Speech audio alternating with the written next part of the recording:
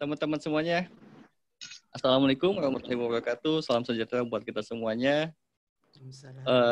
Selalu sehat, selalu bahagia, selalu sejahtera ya.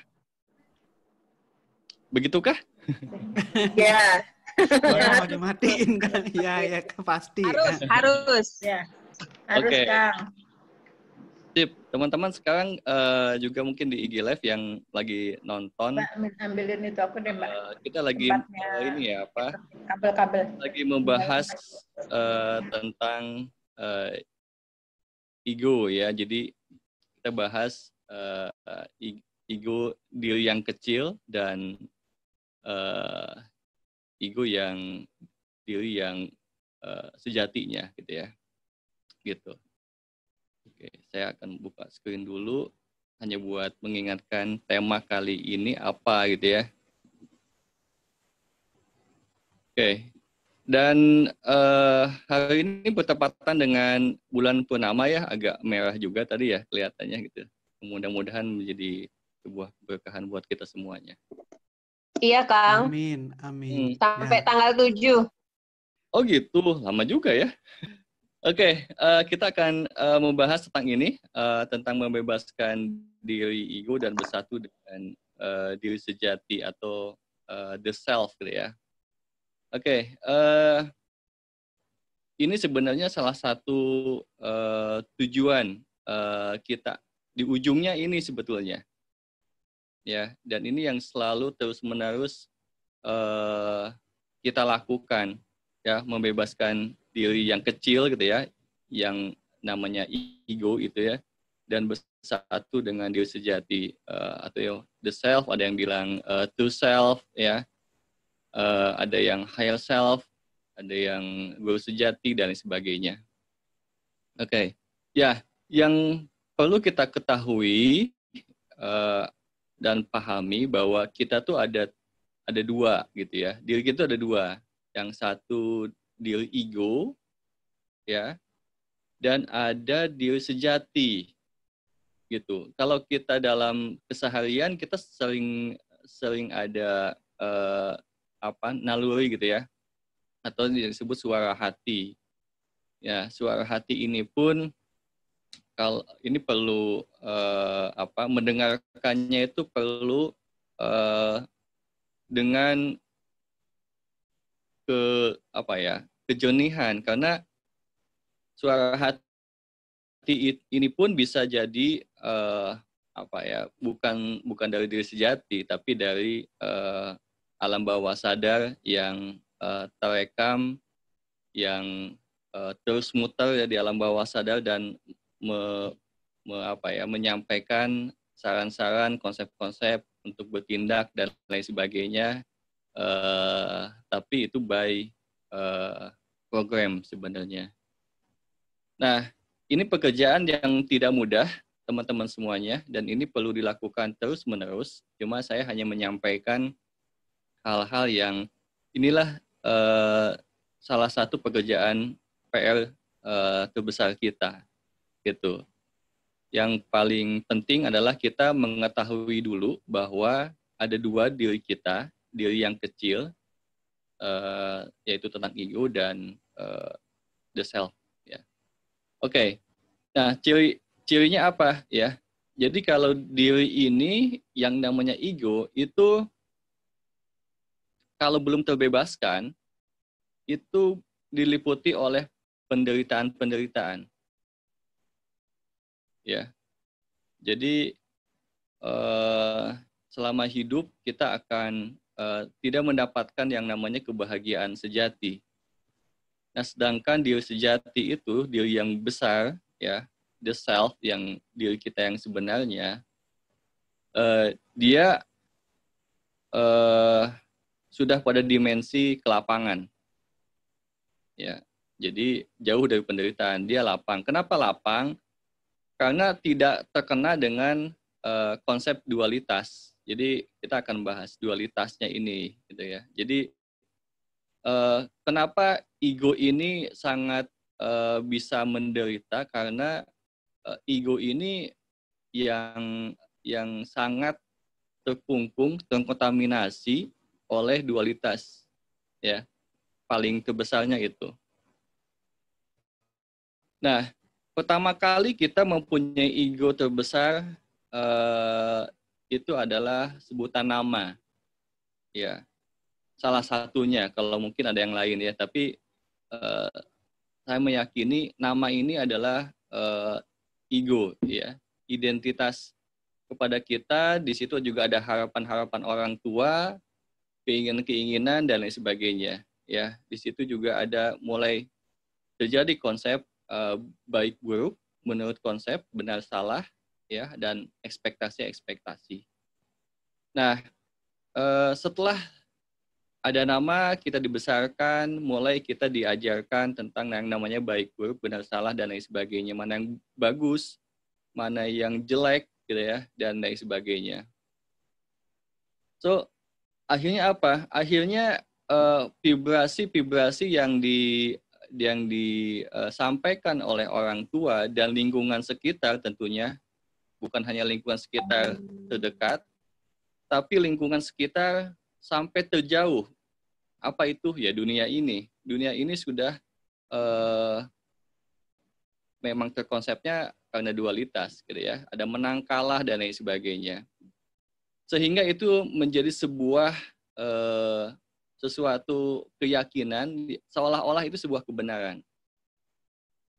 Sehingga orang tua kita, guru kita, dan lain sebagainya, ya, kebanyakan itu mengarahkan kita untuk mencapai kebahagiaan, gitu ya.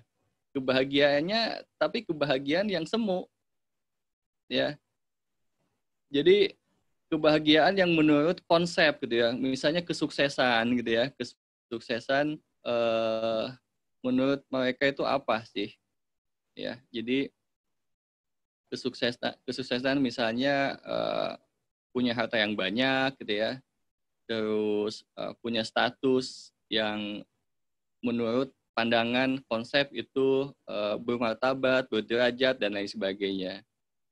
Belum lagi kepemilikan, ya. Jadi ketika kepemilikannya eksklusif, ya, lebih kira-kira lebih mempunyai, gitu ya, yang sedikit, yang tidak orang banyak memilikinya, itu juga namanya sesuatu keberuntungan, kebahagiaan, dan keberuntungan, kesuksesan itu sendiri. Nah, itu yang diajarkan. Nah, jadi akhirnya diri kita juga penuh dengan keinginan-keinginan, gitu ya, teman-teman ya. Penuh dengan keinginan-keinginan untuk mencapai hal-hal tersebut. Nilai-nilai, terutama nilai-nilai yang akhirnya butuh penghargaan, gitu ya. Jadi ingin dihargai, ingin diakui, pengen punya sesuatu, dan lain sebagainya. Termasuk keadaan-keadaan.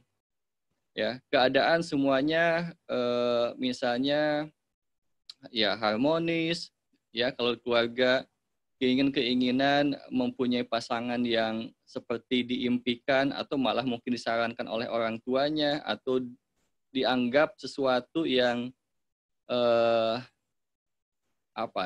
sesuatu yang wah menurut lingkungannya, gitu ya, dan masyarakatnya. Itu akhirnya kita mengejar itu. So, kalau begitu, kita selama dalam kehidupan, akhirnya kita mengejar apa-apa yang diinginkan oleh orang lain sebetulnya, bukan oleh kita sendiri.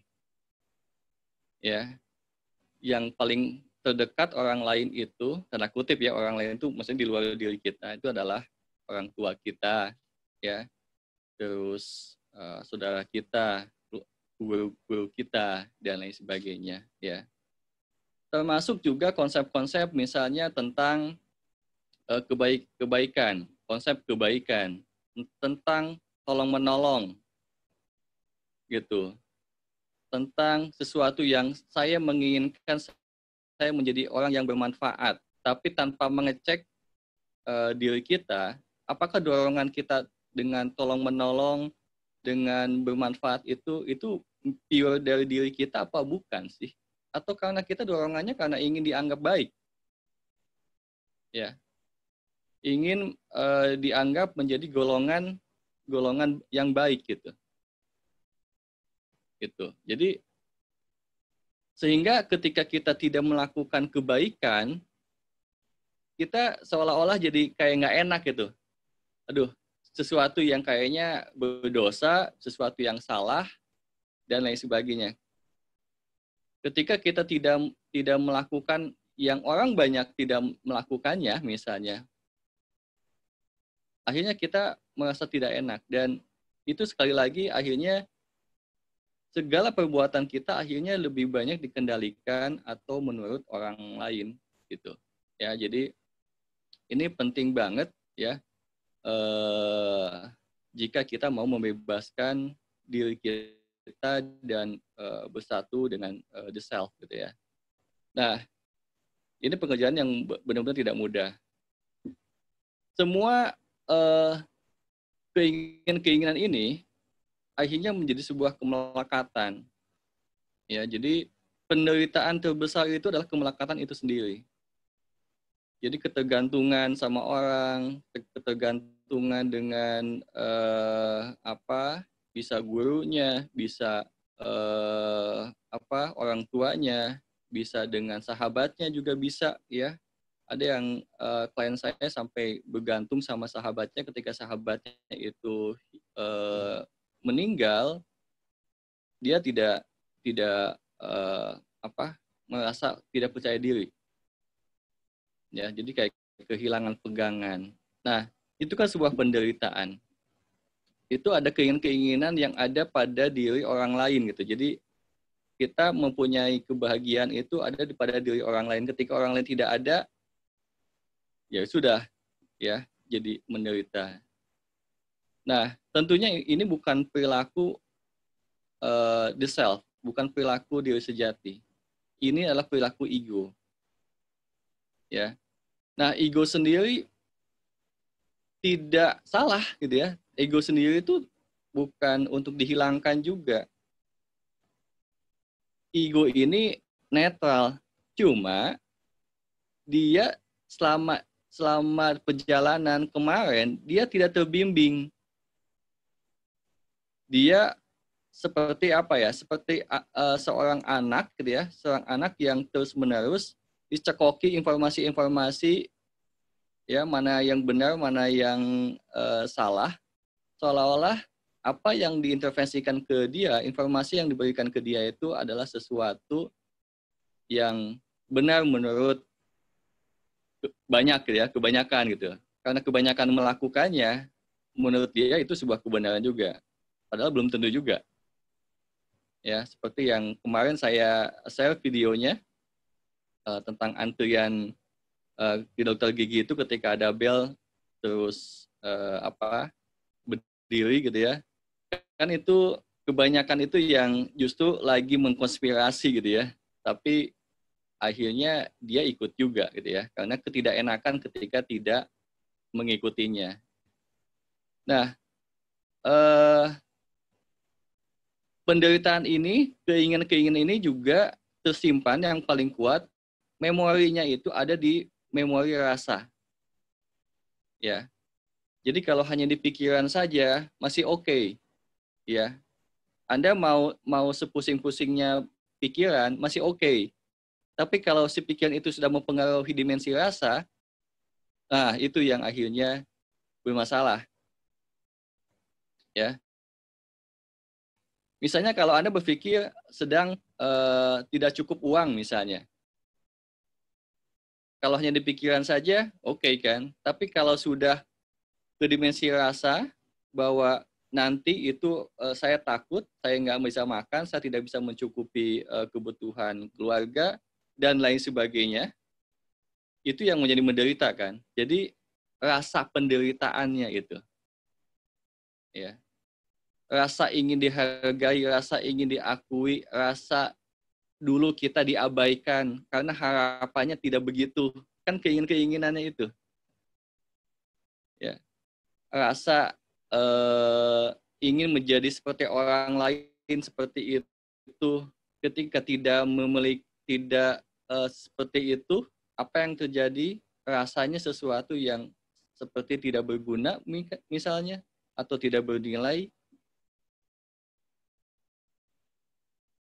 Nah, pembebasan diri ego ini yang perlu dilepaskan, itu ada di dimensi rasanya yang paling utama. Ya. Nah, untuk bisa membebaskan ke dimensi rasa, ya, dimensi rasa yang tadi yang membelenggu gitu ya, Anda harus bisa terlepas dari pandangan dualitas. Itu kuncinya.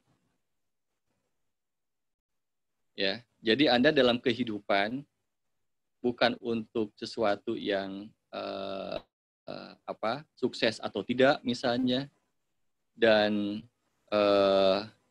kaya atau miskin, punya ini atau tidak, bukan untuk itu.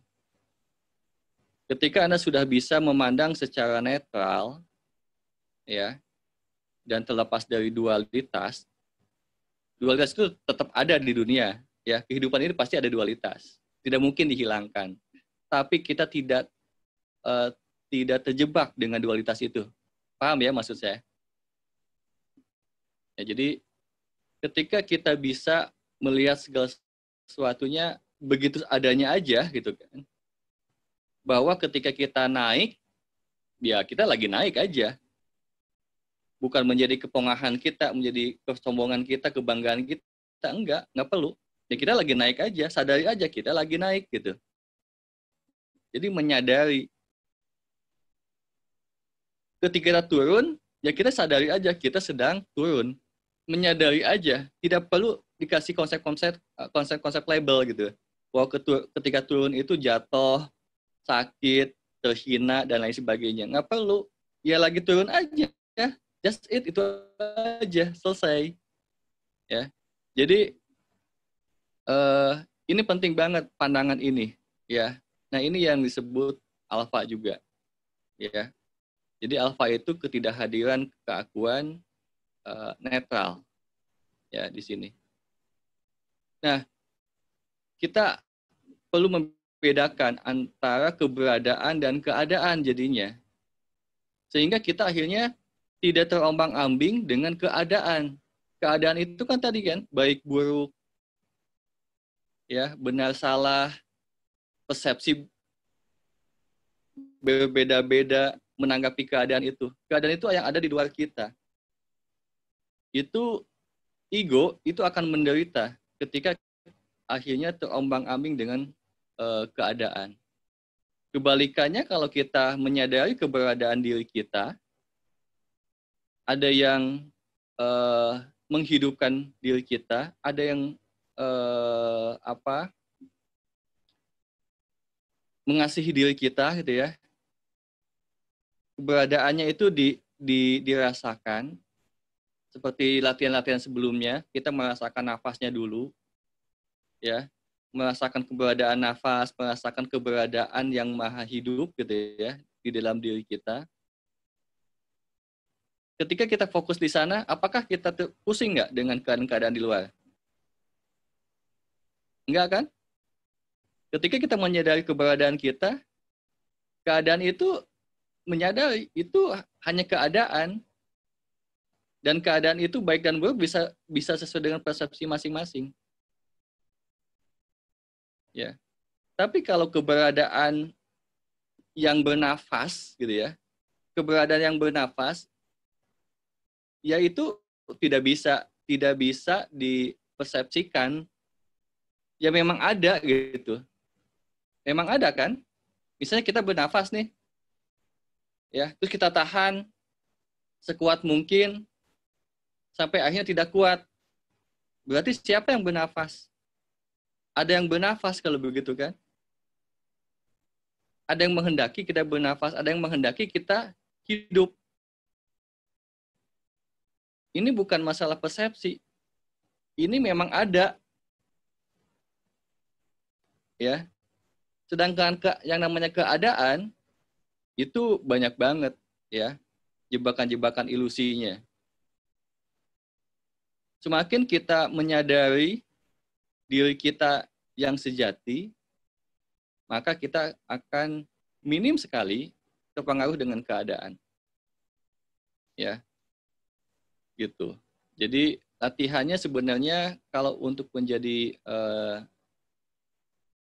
jiwa yang penuh dengan kesadaran, kita terus-menerus mengamati keberadaan diri kita, mengamati potensi kita, mengamati suara hati kita, dan kita sering sampaikan tentang 5 dimensi diri ya, yaitu keberadaan dorongan di niat kita, keberadaan yang ada di pikiran kita, keberadaan di perasaan kita, keberadaan dorongan di perkataan dan tindakan, ya. Sampai akhirnya Anda menyadari yang namanya inner voice, gitu ya. Suara yang terdalam. Di situ. Nah, di situ Anda mulai terkoneksi, ya, terkoneksi dengan dimensi rohaniah atau diri sejati itu sendiri, gitu. Oke, jadi pada hari ini mungkin bisa, kalau tidak ada pertanyaan, bisa sebentar sesinya. Jadi saya hanya langsung mengajak praktek saja bagaimana melepaskan itu, gitu ya. Jadi lebih seru lah gitu ya dengan praktek dan melepaskan diri kita yang terutama yang ego ya. Jadi prosesnya kenapa pelepasan itu dulu. Jadi teman-teman ya, gambarnya gini. Diri kita setiap hari pasti ego itu akan tetap ada. Saya pakai baju itu karena ego. Ya. Saya juga bergaya seperti ini, berkata-kata seperti ini juga ego. Teman-teman juga sama, kan lagi pakai ego juga, pakai persona, topeng gitu ya, pakai. Nah, seorang petapa pun ketika masih pakai atribut itu juga pakai ego. Ya, jadi kita nggak bisa menghilangkan ego. Yang perlu kita bisa adalah sesuai dengan kebutuhannya ego itu. Ya, pakailah sesuai dengan kebutuhannya. Dan tidak terjebak dengan dualitas, ya. Produknya apa? Produk penderitaannya. Produk penderitaannya adalah keinginan. Kalau diri sejati itu datang ke bumi ini, dia memahami bahwa saya hanya menjalani kehidupan saya, ya, mengalami spiritual journey, mengalami menjadi manusia gitu ya, mengalami menjadi manusia gitu kan di sini.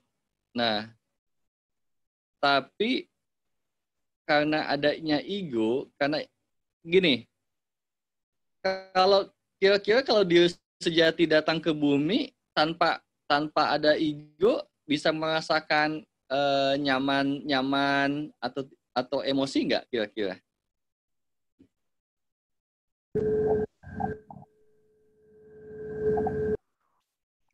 Bisa nggak? Kita nggak bisa, betul. Ya nggak bisa. Ya.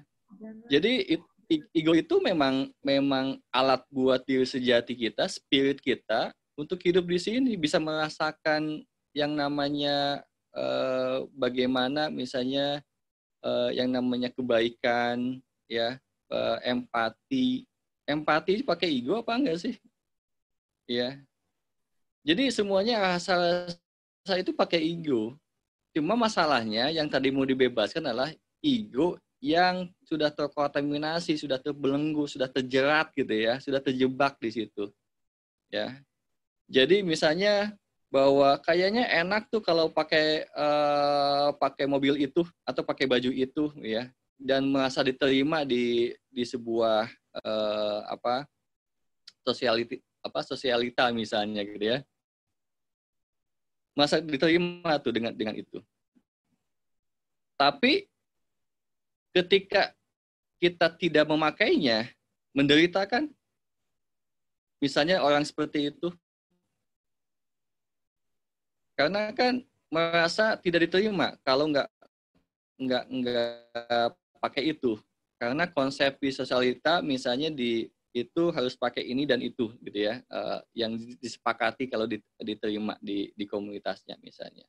Nah, jadi salah satu penderitaan kita itu adalah kemelekatan itu sendiri, kebergantungan kan terhadap sesuatu juga.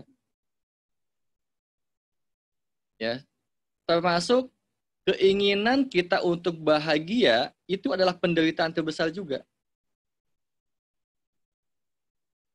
Ya, saya ulangi lagi bahwa keinginan untuk bahagia itu penderitaan juga. Bisa dicerna nggak, Mas Budi gini-gini? Mikir. Enggak, saya lagi mencerna, Kang. Maksudnya keinginan untuk bahagia. Untuk bahagia. Ya, karena saya udah bahagia sekarang gitu. Iya, berarti kalau ada orang yang ingin bahagia kan lagi menderita. Betul kan. Betul. Iya kan, lagi menderita. Ya, tapi kalau yang sudah orang yang gini, bahagia itu bukan karena keadaan, karena saya punya sesuatu, dalam keadaan sesuatu gitu, bersyaratlah gitu kan. Enggak, bahagia itu yang menerima saya menjalani apa adanya sekarang gitu. Yang saya bilang bahwa ketika naik, ya udah saya sadari saya sedang naik gitu ya. Ketika giliran pas turun, ya sudah saya lagi turun gitu. Tidak tergantung dengan keadaan. Jadi kebahagiaan itu adalah sebuah keberadaan, bukan keadaan.